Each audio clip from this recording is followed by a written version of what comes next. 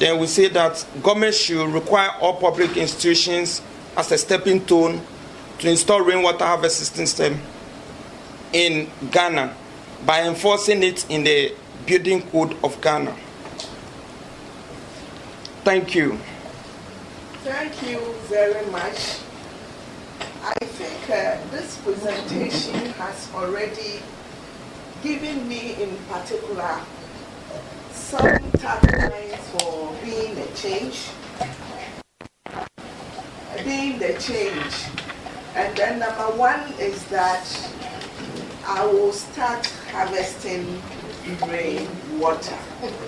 I think all of us here, if even we don't take anything away from this meeting, this is very key for us. Let's start harvesting rainwater. And he has explained the processes and the kind of treatment that you need to do, to the extent that apart from using it for washing, flushing toilets, you can also drink it. That is, if you do the proper treatment. Okay?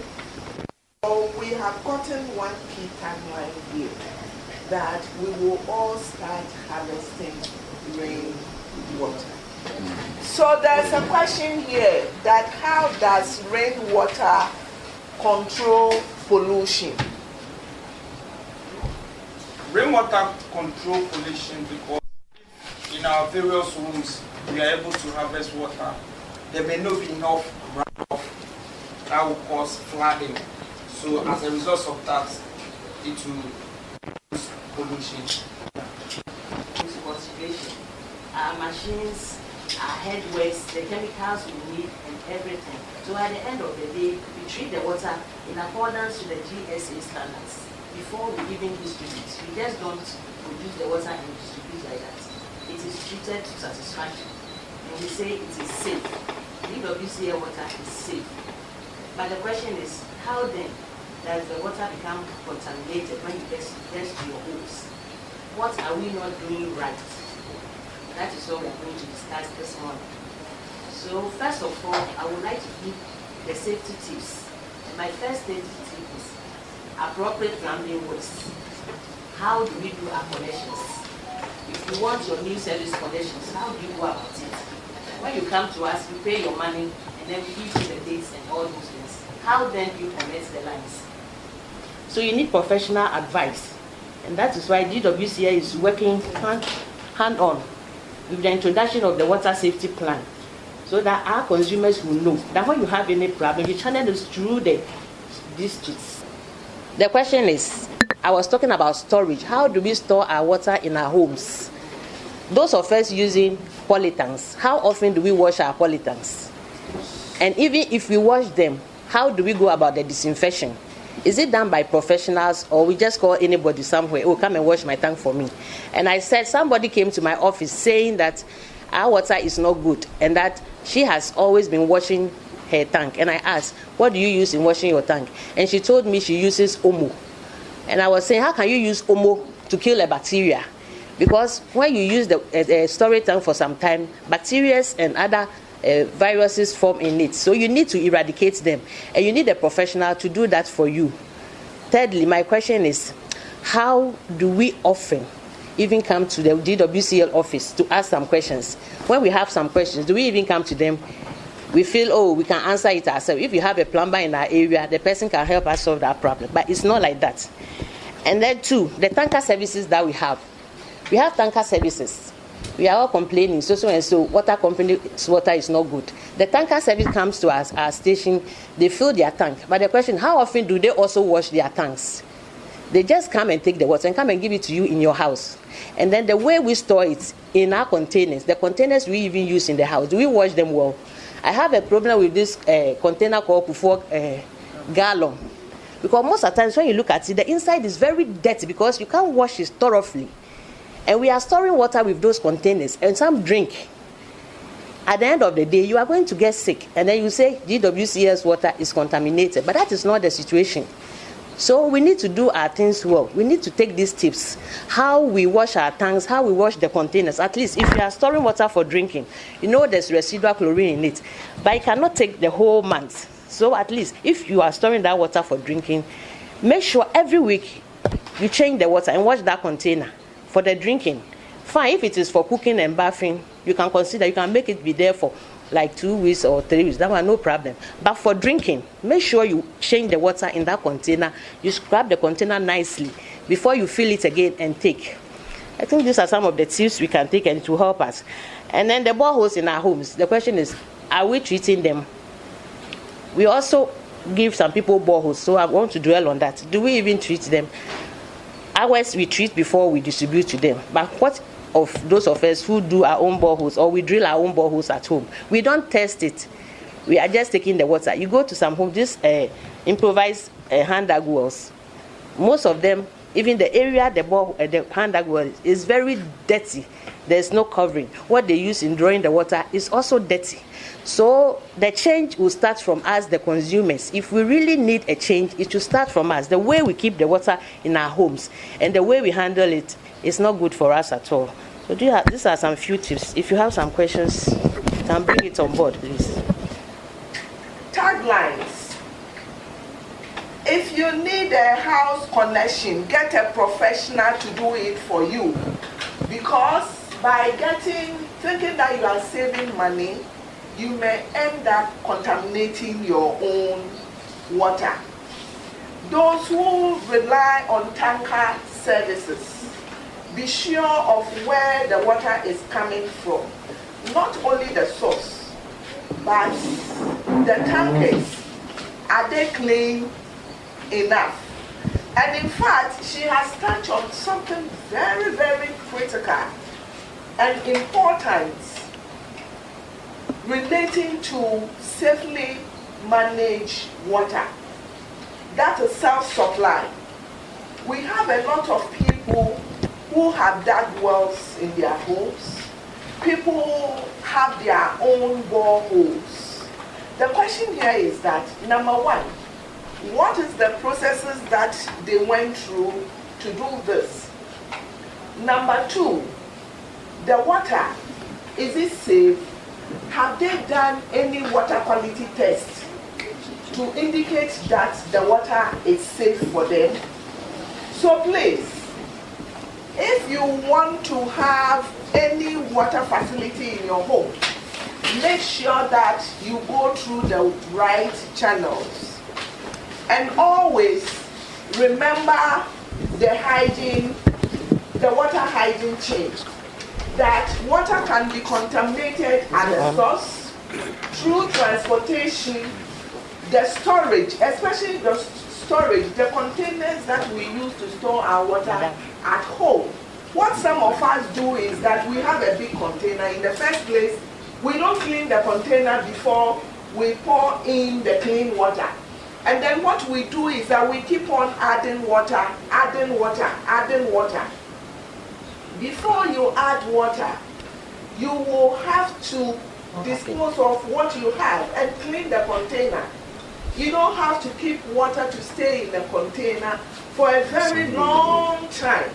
Secondly, the type of storage container is very, very important here.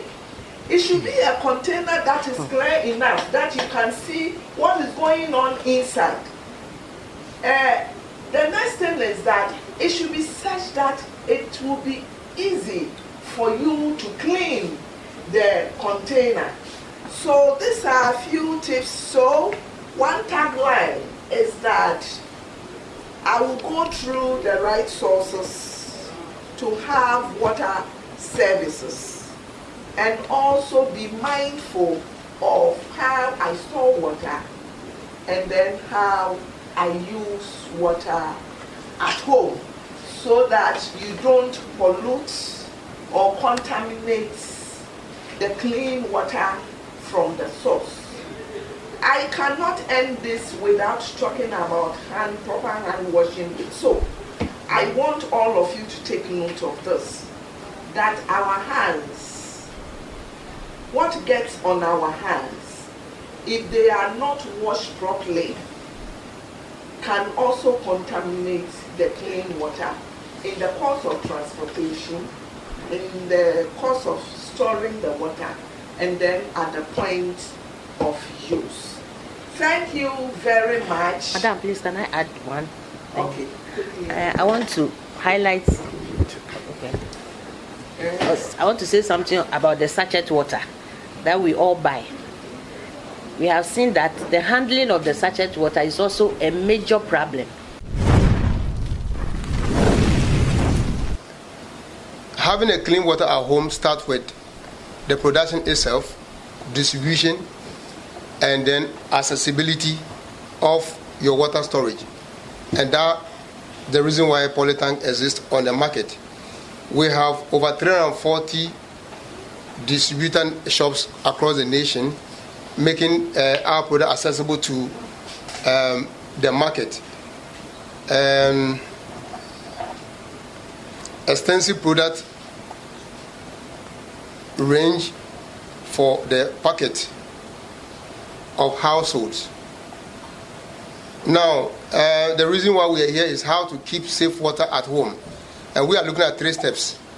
Selection of water storage tanks to be used at home, storage of the water tanks, and regular cleaning, which of course some earlier presenters have already spoken about.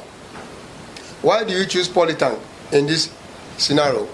The reason why you need to choose Polytank is because we use the highest linear low density polyethylene and high density polyethylene food grade polyethylene material for the production. And this is very, very important. This means we use material that are non-toxic, wholesome, safe for human consumption. This raw material comes with UV stabilizers, and I think the UV has run through most of the presentations because they are very, very important, which repels the harmful effects of sun rays to the body and therefore keeps the water safe for a long time.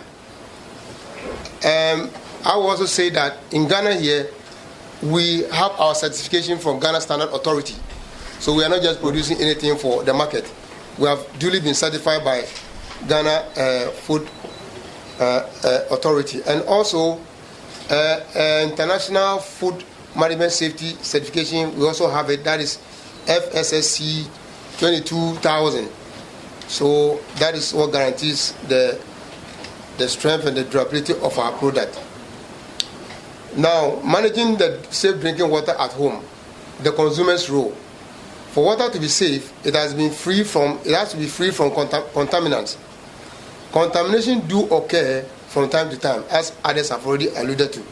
Therefore, the storage environment of Polytank must be of utmost importance.